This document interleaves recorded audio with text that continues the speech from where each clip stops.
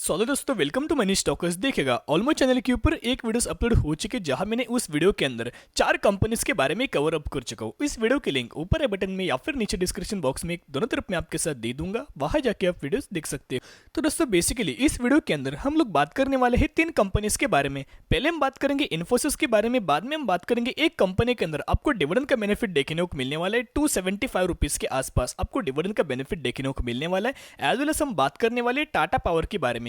तीनों कंपनी के अंदर important updates as well as हमें इंपॉर्टेंट न्यूज देखने को मिल रही है, वही दोस्तों मैं आपके साथ शेयर करना चाहूंगा। बेसिकली सिर्फ और सिर्फ ये जो न्यूज निकल के रही सिर्फ और सिर्फ इन्फोसिस के रिगार्डिंग देखने को नहीं मिल रही, पूरे आईटी सेक्टर के ही रिगार्डिंग हमें इन्फोसिस या फिर आप बोल सकते हो न्यूज हमें देखने को मिल रही है। 20 मई के दिन की अगर बात की जाए तो आपको इन्फोसिस के अंदर 2 से 2.5% के हिसाब से हमें तेजी देखने को मिल चुकी है। और इन्फोसिस का जो हमें सपोर्ट लेवल जो देखने को मिला है 1430 रुपए के आसपास, हमें इन्फोसिस के अंदर हमें 1430 रुपए के आसपास सपोर्ट लेवल दोस्तों देखने को मिला। जो पिछले एक साल का जो हमें सपोर्ट लेवल देखने को मिल रहा था वही हमें करंट बेसिस के ऊपर सपोर्ट लेवल देखने को मिल चुका है। लेकिन अगर ये सपोर्ट लेवल दोस्तों देखने को नहीं मिलता तो आपको इन्फोसिस 1400 लेवल का भी तोड़ के हमें नीचे 1300 साढ़े 1300 रुपए के आसपास हमें जाते हुए देखने को मिल सकता था। तो दोस्तों, बेसिकली अभी हम आ चुके न्यूज के ऊपर। यहां अगर आप देखोगे तो maximum downside for large cap could be 5 to 7%। किन कंपनीज की रिगार्डिंग जो मनोत्रा जी है उनकी तरफ से जो एनालिस्ट है या फिर दोस्तों आप ये बोल सकते हो कि ब्रोकर्स रिगार्डिंग जो हमें 2 कंपनीज को हमें टारगेट करते हुए देखने को मिला। दोनों कंपनीज आईटी सेक्टर से बिलोंग करती है, यानी कि उन्होंने जो टारगेट दिया है आप ये बोल सकते हो आईटी सेक्टर की रिगार्डिंग उनका हमें प्रेडिक्शन देखने को मिला है। जहां उनका ये मानना है कि और ज्यादा आपको गिरावट अगर देखने को मिले तो 5 से 7% के ही हिसाब से हमें गिरावट देखने को मिल सकते। पहले से अक्टूबर 2021 तब से अगर आप देखा जाए तो सबसे ज्यादा जो हमें करेक्शन देखने को मिला आईटी सेक्टर के अंदर, आपको सबसे ज्यादा करेक्शन दोस्तों देखने को मिला है। और अगर आपको और ज्यादा मार्केट के अंदर करेक्शन देखने को मिले तो आपको 5 to 7% के हिसाब से हमें आईटी सेक्टर के अंदर आपको करेक्शन देखने को मिल सकता है। बेसिकली अभी हम आ चुके हैं नेक्स्ट न्यूज के ऊपर। यहाँ अगर आप देखोगे तो एज वेल एज आप ये डेट दोस्तों कंफर्म कर सकते हो, एज वेल एज आप ये टाइम भी कंफर्म कीजिएगा। आज के दिन हमें न्यूज निकल के आ रही है ऑलमोस्ट 2 बजे के ही आसपास या फिर 3 बजे के आसपास हमें न्यूज निकल के आ रही है। बेसिकली इन्फोसिस री appoints Salil Parekh as CEO and MD for next 5 years. जो दोस्तों हमें डिसीजन जो देखने को मिला बोर्ड ऑफ डायरेक्टर्स का, जो हमें फिर से जो आपको डिसीजन देखने को मिला उसके अंदर अगर आप देखोगे तो इन्हीं को यानी कि सलील परेख को ही आपको इन सर को फिर से सीईओ और एमडी हमें री अपॉइंट आपको करते हुए देखने को मिला है। आप यह देख सकते हो, परेख the CEO and MD of Infosys since January 2018 has successfully lead Infosys in last 4 years. जो उन्होंने पिछले 4 सालों के अंदर सक्सेसफुली हमें आप यह बोल सकते हो कि परफॉर्मेंस हमें इंप्रूव करते हुए देखने को मिला। इन्फोसिस को लगातार प्रॉफिटेबिलिटी में आते हुए देखने को मिला, ग्रो हमें करते हुए देखने को मिला। आप यह बोल सकते हो उसी पॉइंट्स को ध्यान में रखते हुए फिर से इन्फोसिस को आप यह बोल सकते हो री अपॉइंट सलील परेख एज सीईओ और एमडी हमें फिर से आपको घोषित करते हुए देखने को मिल चुका है। तो दोस्तों, बेसिकली कंप्लीट न्यूज आप यह देख सकते हो। The company in its filing said that the board of director of company on the recommendation of the nomination and NCR have reappoint Parekh as chief executive officer यानी कि CEO and managing director as well as आप पकड़ सकते हो कि MD of the company from July 1st 2022 to March 31st 2027, यानी कि जो 5 सालों के हिसाब से फिर से हमें जो री अपॉइंट आपको देखने को मिला 2027 तक, यही दोस्तों आपको सीईओ और एमडी देखने को मिलने वाले हैं। तो दोस्तों, जो दोनों आपको जो न्यूज देखने को मिल रही है बहुत ही शानदार तरीके से आपको दोनों हमें न्यूज देखने को मिली है।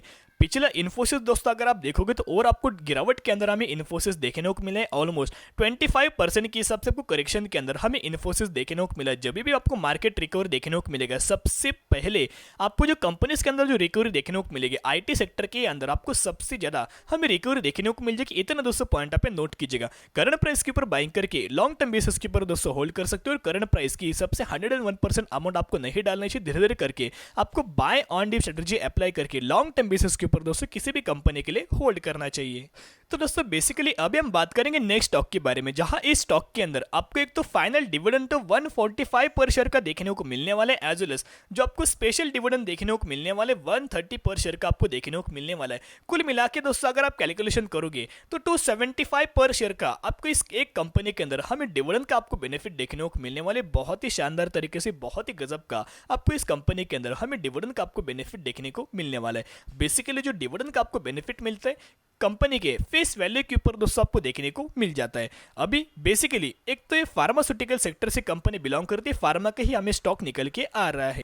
तो दोस्तों हम कौन से स्टॉक के बारे में बात करें जिसका प्राइसिंग ऑलमोस्ट 17,900 रुपए के आसपास देखने को मिल रहा है कि बहुत सारे लोगों को ये एक बहुत बड़ी कंपनी लग रही है या फिर बहुत ज़्यादा हमें इस कंपनी का प्राइस देखने को मिल रहा है। मैं एक ही पॉइंट में आपके साथ शेयर करना चाहूँगा, किसी भी कंपनी को प्राइस के हिसाब से आपको प्रेडिक्ट नहीं करना चाहिए। एक ही पॉइंट दोस्तों आप नोट कीजिएगा, बिजनेस देखिएगा, इनके पैरामीटर वाइज स्टडी कर सकती है या फिर इनके बैलेंस शीट दोस्तों आप चेक कर सकते हैं। जेन्युइन बात है, जो रिटेल इन्वेस्टर थी उनके पास इतना बड़ा हमें फंड निकल के नहीं आता। अगर 18,000 रुपये के आसपास एक ही शेयर ले तो दूसरे कंपनी के अंदर किसके अंदर निवेश करे? ओके, तो ये बहुत बड़ा सवाल आपको निकल के आता है।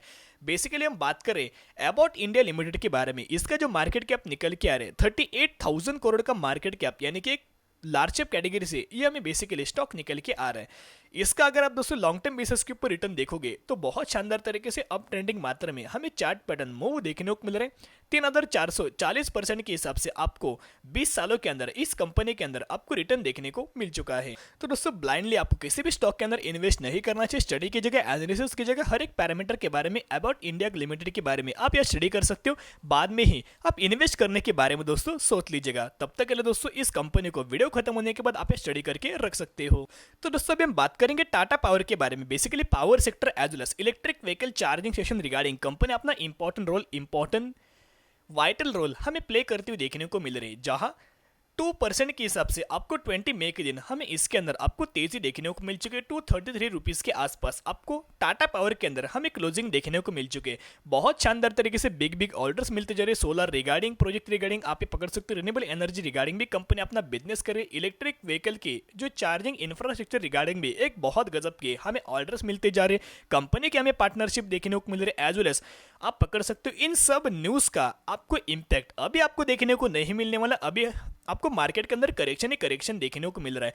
इतना पॉइंट आप नोट कीजिएगा, जितना लॉन्ग टर्म के हिसाब से आप टाटा पावर के अंदर इन्वेस्ट करेंगे उतना गजब का सबसे ज्यादा रिटर्न जो लोग लॉन्ग टर्म बेसिस के ऊपर होल्ड करेंगे उनको ही हमें देखने को मिल जाएगा।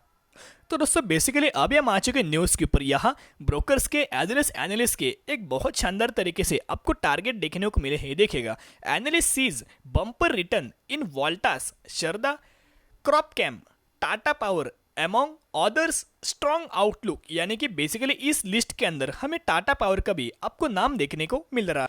तो दोस्तों यहाँ आप देख सकते हो, he suggests that NTPC investor should hold this stock. However, he believes Tata Power has a strong conviction and set rupees 316 as a target price, यानी कि 316 रुपीज़ के आसपास आपको टाटा पावर का हमें टारगेट प्राइस देखने को मिला है। 233 रुपीज़ के आसपास करंट बेसिस के ऊपर हमें टाटा पावर की प्राइसिंग और टारगेट एक बहुत ही शानदार तरीके से 30%, 30 to 35% के हिसाब से हमें अपसाइड आपको टारगेट देखने को मिल चुके हैं।